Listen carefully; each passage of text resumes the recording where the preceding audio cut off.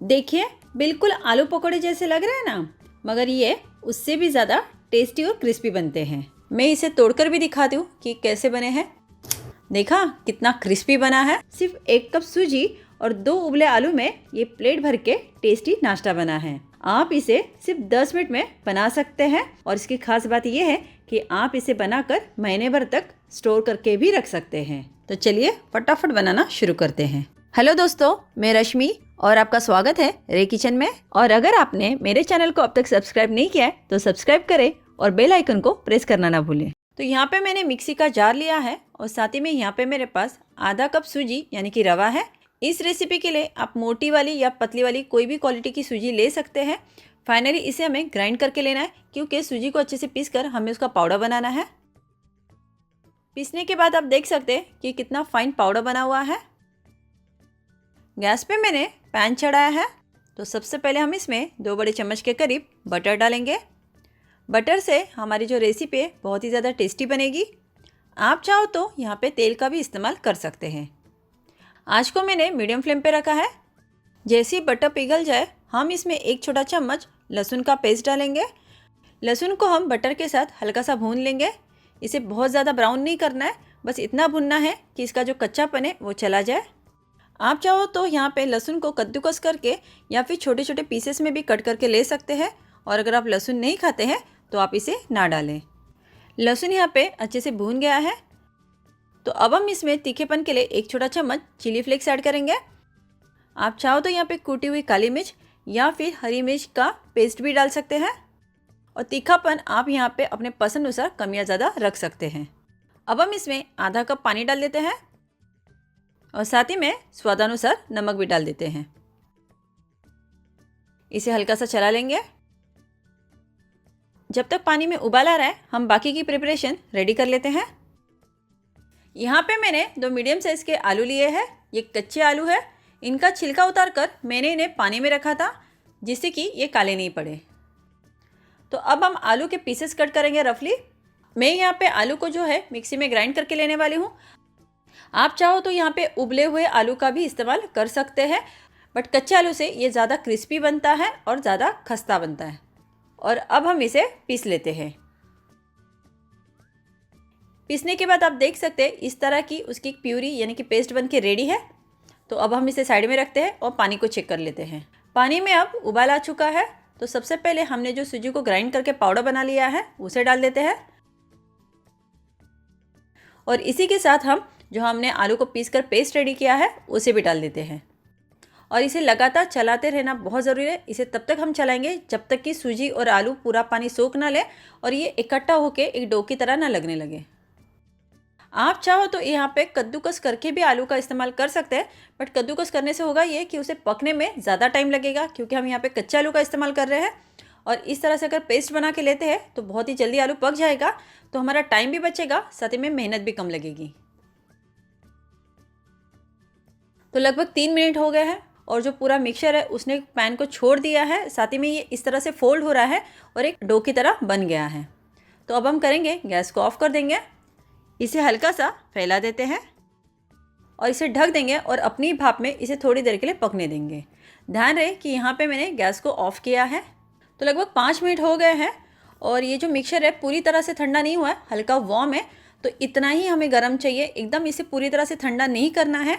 तो अब हम करेंगे कि इसी पैन में हम इसे अच्छे से मसलते हुए गूंदेंगे जिससे कि ये एकदम सॉफ्ट डो की तरह बन जाए। तो हल्का सा मैंने इसे गूंद लिया है। तो चलिए अब हम इसमें थोड़े से और इंग्रेडिएंट मिला लेते हैं। तो यहाँ पे मेरे पास बारीक कटा हुआ धनिया है। तो लगभग 1 बड़े चम्मच के करीब हम धनिया डालेंगे। तो 2 बड़े चम्मच के करीब हम इसमें कॉर्नफ्लोर डालेंगे जो कि बाइंडिंग का भी काम करेगा और क्रिस्पीनेस भी देगा। अब हम दोनों को अच्छे से मिलाते हुए इसे मिक्स करेंगे और इसे अच्छे से गूंद लेंगे जिससे कि एक अच्छा सा डो रेडी हो जाए। तो इसे मैंने हल्का सा मिक्स कर लिया है, बट मुझे इस पैन में अच्छे से गूंदने के लिए नहीं हो रहा है। तो मैं करूँगी कि सारा जो मिक्सचर है यानी कि जो सारा डो है उसे हम किचन सरफेस पे ले लेते हैं। मेक श्योर कि आपका जो किचन सरफेस है ना वो अच्छे से क्लीन रहे और हाइजीन रहे। तो इसे 2 से 3 मिनट के लिए अच्छे से मसलते हुए गूंदना है जब तक कि हमारा जो डो है ना एकदम चिकना ना हो जाए। तो यहाँ पे इसे मसलते समय, गूंदते समय बिल्कुल भी हम तेल का इस्तेमाल नहीं करने वाले हैं। तो आप देख सकते हैं कि कहीं भी यहाँ पे आलू के चंक्स नज़र नहीं आ रहे हैं और कहीं भी पता नहीं चल रहा है कि इसमें सूजी है या फिर आलू है। एकदम डो की तरह लग रहा है ना बिल्कुल। तो इसी तरह का टेक्सचर हमें चाहिए। इसे मैंने गूंद लिया और आप देख सकते हैं कितना सॉफ्ट डो बन के रेडी है। तो चलिए अब हम करेंगे कि इसे हम हमारे रिंग्स बनाना स्टार्ट कर लेते हैं। तो सबसे पहले मैंने इसकी एक लोई बना ली है। इस पर हम थोड़ा सा सूखा आटा डालेंगे जिससे कि किचन सरफेस पे चिपके नहीं। और अब हम जैसे रोटी बेलते ना बिल्कुल उसी तरह से इसे हमें पतली रोटी की तरह बेलना है। और परफेक्ट गोल बेलना कोई ज़रूरी नहीं है, आपको जैसे बेलने आते हैं वैसे आप इसे बेल सकते हैं, बस इसे पतला रखें।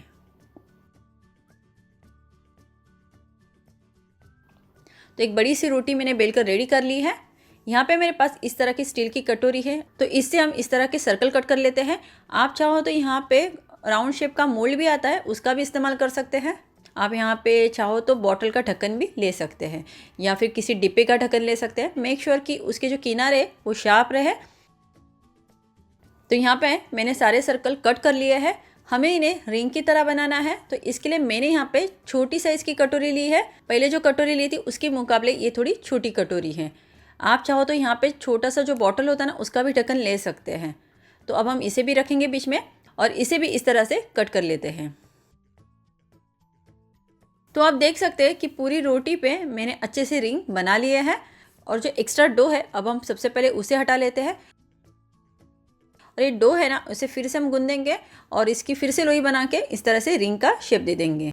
आप देख सकते हैं कि कितने पतले रिंग है, क्योंकि जब तेल में जाएंगे तो अच्छे खासे से फूल भी जाएंगे और क्रिस्पी भी बनेंगे। तो यहाँ पे मैंने सेम पैन में थोड़ा सा तेल लिया है। तो तेल हमारा यहाँ पे गर्म हो चुका है। थोड़ा सा आटा डाल के चेक कर लेते। ये देखिए बबल्स आ रहे हैं, यानी कि परफेक्ट टेम्परेचर पे है। आँच को हम मीडियम फ्लेम पे रखेंगे और इन रिंग्स को कढ़ाई में छोड़ते जाएंगे। एक समय में आपके पैन में कढ़ाई में जितने रिंग्स आए आप उतने डाल सकते हैं। इसे बहुत ज़्यादा तेल में हमें डीप फ्राई नहीं करना है, शैलो फ्राई करना है, बट थोड़े से ज़्यादा तेल में। डालते ही इन्हें तुरंत हमें चलाना नहीं है या फिर हिलाना नहीं है या छेड़ना नहीं है। सबसे पहले इन्हें अच्छे से पकने दो, उसके बाद ही हम इन्हें टर्न करेंगे, क्योंकि ये अभी बहुत ही सॉफ्ट होते हैं तो टूटने के चांसेस ज़्यादा होते हैं। तो एक बार ये अपना शेप अच्छे से पकड़ लेंगे, उसके बाद आप इसे आसानी से पलट सकते हैं। तो देखिए 1 मिनट हो गया है। अब मैं इन्हें पलट देती हूँ। हल्के हल्के हाथों से हम पलटेंगे और इसी तरह से अलटते पलटते इसे तब तक पकाएंगे जब तक कि ये पूरी तरह से गोल्डन ब्राउन ना हो जाए। ऐसे भी एक बैच बनने में बहुत ज़्यादा वक्त नहीं लगता है, क्योंकि हमने ऑलरेडी सूजी आलू सारी चीज़ों को पका कर ले लिया है। तो बहुत ही जल्दी ये पककर रेडी हो जाते हैं और पतले पतले रिंग होने की वजह से बहुत ही कम समय लगता है इन्हें। 3 से 4 मिनट में एक बैच बन के आराम से रेडी हो जाता है।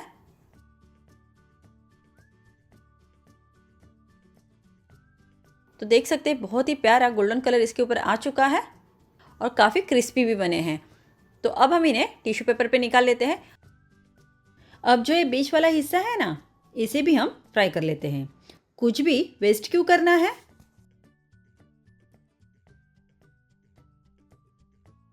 इसे भी हम ना मीडियम टू हाई फ्लेम पे ही गोल्डन ब्राउन होने तक, यानी सुनहरा होने तक फ्राई करके लेना है। बस 2 मिनट ही लगते हैं इसे फ्राई करने में। देखिए कितना बढ़िया कलर भी आ गया है और क्रिस्पी भी लग रहा है। तो चलिए इसे अब निकाल लेते हैं। देखिए बिल्कुल आलू पकौड़े जैसे लग रहे हैं ना, मगर ये उससे भी ज़्यादा टेस्टी और क्रिस्पी बनते हैं। तो देखा ना, मैंने आपको एक ही डो से 2 अलग रेसिपी बताई है। ये जो रिंग शेप में है ना, ये ज़्यादा क्रिस्पी और कुरकुरे बनते हैं, और ये पकौड़े टाइप जो है ये ज़्यादा टेस्टी है खाने में। ये फ्रेंच फ्राइज से भी ज़्यादा क्रिस्पी होते हैं। ये थोड़े से राउंड शेप वाले फ्रेंच फ्राइज हैं, तो आप इन्हें ज़रूर बनाएं। मैं इसे तोड़कर भी दिखाती हूँ कि कैसे बने हैं। देखा कितना क्रिस्पी बना है।